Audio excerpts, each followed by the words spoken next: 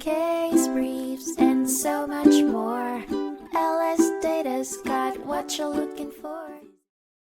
In the final chapter of the 19th century, a man's right to self-defense was put under the jurisdictional spotlight in the compelling case of Beard v. United States. Heard by the Supreme Court in 1895, the unsettling drama unfolded in western Arkansas, within the borderless stretch known as Indian Country. Two white men had encountered conflict of the deadliest nature, and the victor was now on trial for manslaughter. Indisputably, the two men were not strangers but linked by a common dispute over a cow that had been allocated to a man named Edward. Living under the eaves of the defendant's home at the time, Edward found himself in the crossfire between the defendant and the armed Jones brothers, who intended to seize the cow sans permission. A bold line was drawn in the dirt as the defendant staunchly defended his grounds, warning the brothers against any such intrusive actions. However, the particular focus of the case was based not on the rationale for the conflict, but on the instructions given to the jury on the principles of self-defense.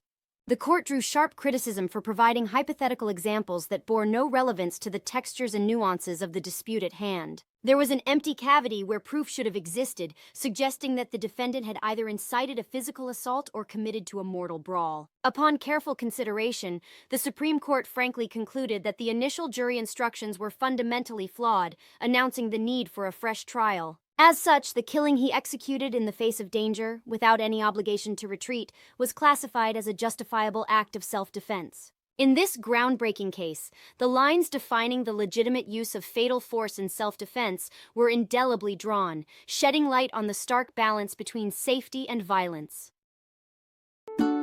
Case briefs, and so much more.